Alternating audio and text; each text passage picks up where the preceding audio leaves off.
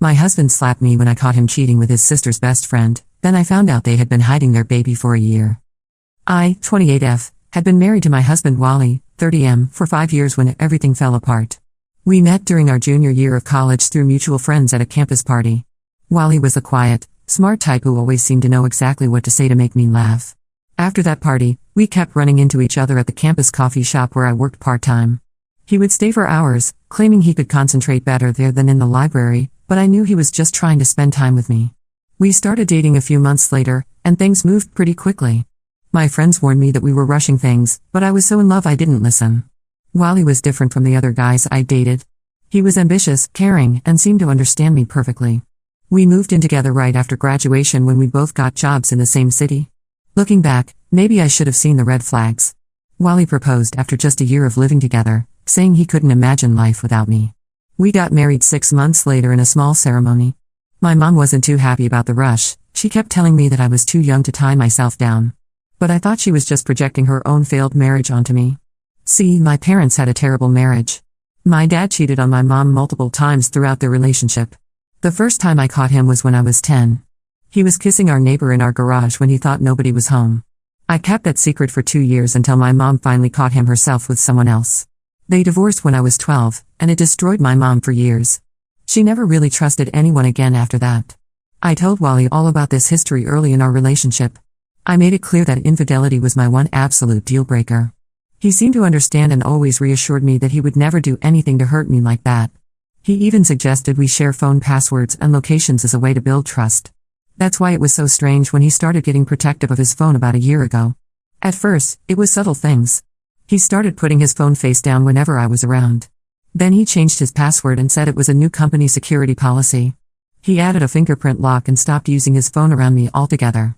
When I asked about it, he would get defensive and say I was being paranoid. The late nights at work started around 8 months ago. Wally said his team had a big project with tight deadlines, so he needed to stay late several times a week. He works as a software developer at a tech startup, so crazy hours weren't completely unusual. But something felt different this time. He would come home looking guilty rather than tired, and he started showering as soon as he got home, something he never used to do. That's when Betty, 25F, entered the picture. She was a new developer who joined Wally's team about 6 months ago. I met her at the company holiday party in December. She seemed sweet and innocent, always asking Wally questions about coding and career advice. I actually felt bad for her because she was clearly struggling to fit in with the mostly male development team. Wally started mentoring her, or at least that's what he told me. She would message him constantly, even on weekends, with urgent questions about work. I asked him once if it was appropriate for her to contact him so much outside of work hours. He got angry and accused me of being jealous and unsupportive of his career.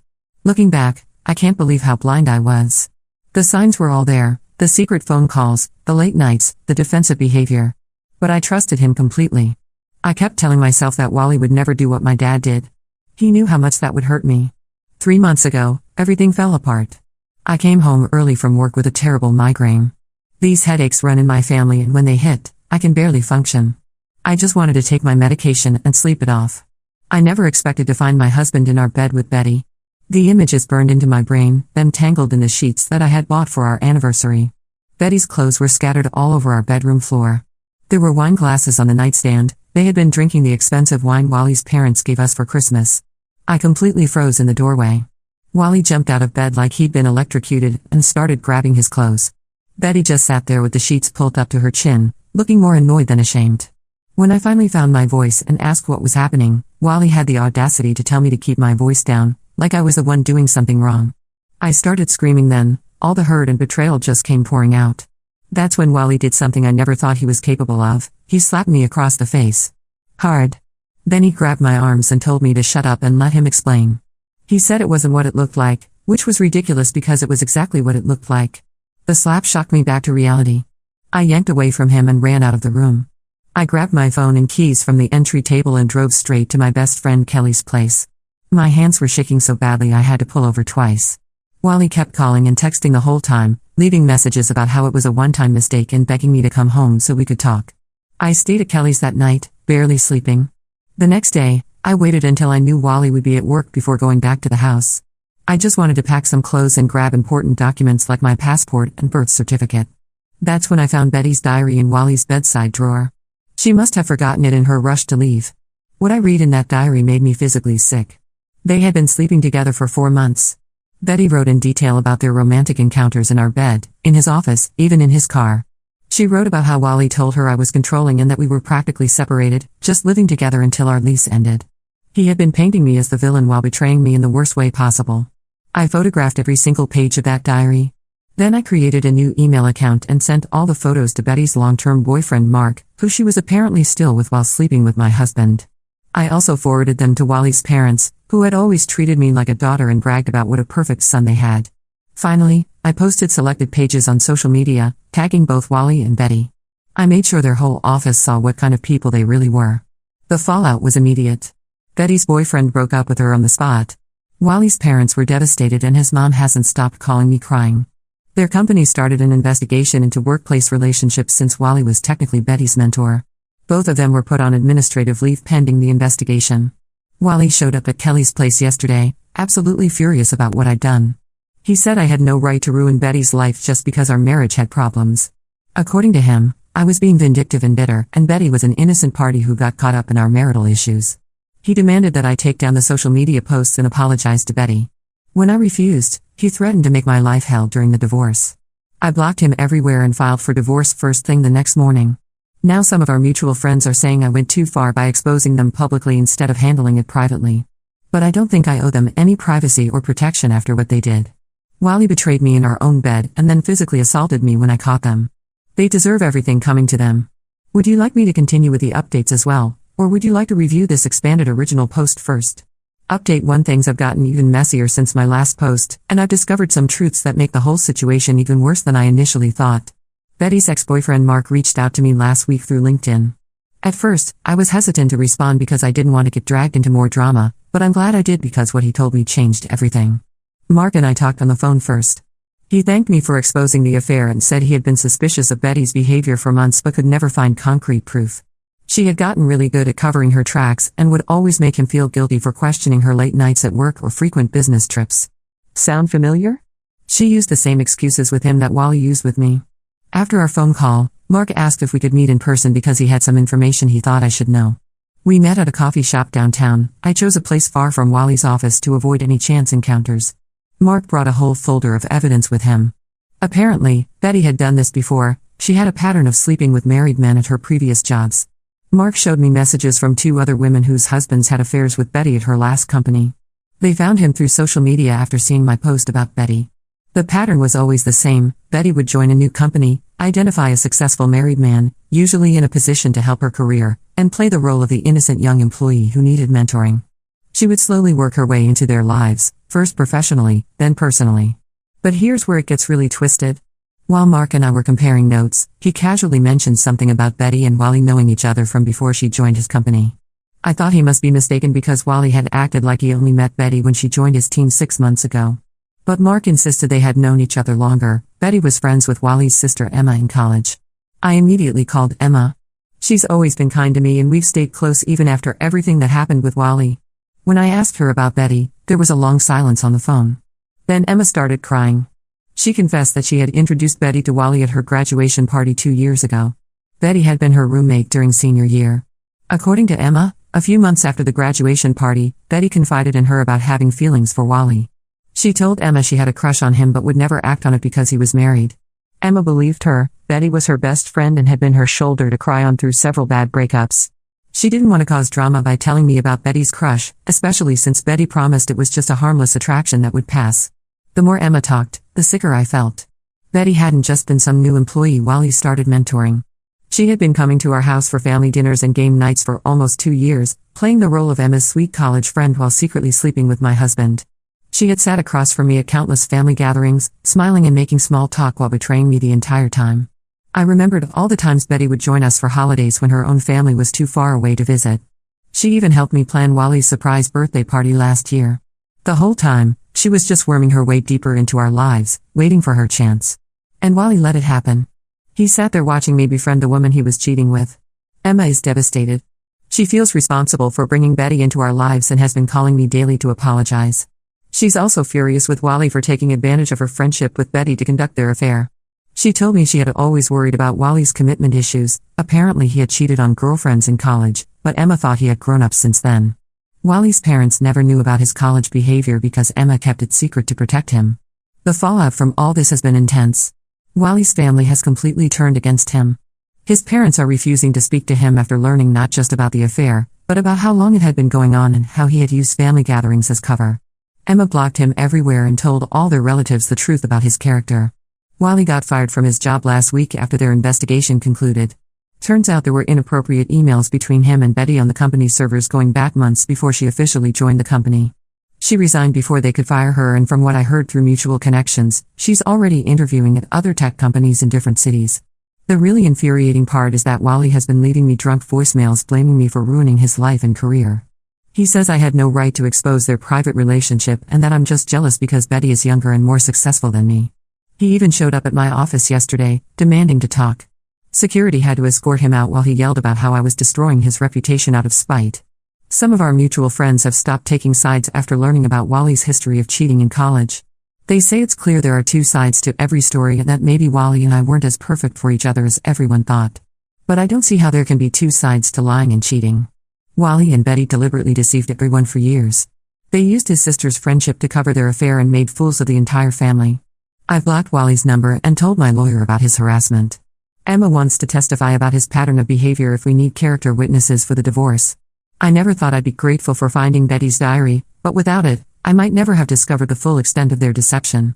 Update 2: I thought I had uncovered all of Wally and Betty's lies, but somehow they managed to hide an even bigger secret. Last week, Betty reached out to me through one of our mutual friends asking to meet. She said she had something important to tell me that couldn't be shared over the phone. My lawyer advised against meeting her, but my gut told me I needed to hear this. We met at a public cafe near my new apartment. Betty looked different, more worn down than the confident homewrecker I'd caught in my bed. She was nervous, kept fidgeting with her coffee cup and checking her phone. After 20 minutes of awkward small talk, she finally dropped the bomb. She and Wally had a child together, a 1-year-old son who lives with her parents in Oregon. I nearly threw up right there in the cafe. Betty pulled out her phone and showed me pictures of a baby boy who looked exactly like Wally, same blue eyes, same dimpled smile. She told me the whole story, and it was worse than anything I could have imagined.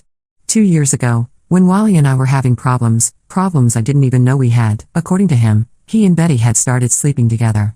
This was right after Emma's graduation party where they first met.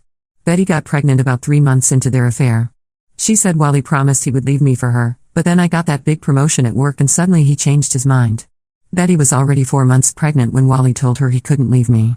He said the timing wasn't right and that leaving his wife right after she got promoted would make him look bad. But he promised to support her and the baby financially if she kept things quiet. So Betty took a job offer in Oregon, told everyone she needed a fresh start, and moved away before she started showing. She gave birth to their son, James, last year. Wally had been paying her child support in cash and visiting them whenever he told me he was on business trips.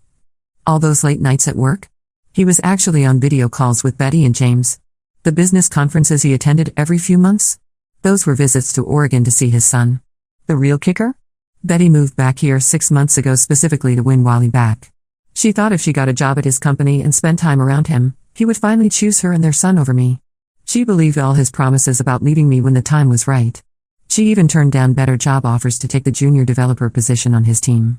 I called Wally's parents immediately after leaving the cafe. They needed to know they had a grandchild they never knew about. Wally's mom broke down crying on the phone. His dad was so angry he nearly drove to Wally's new apartment to confront him, but Wally's mom talked him down. They're devastated about having missed the first year of their grandson's life.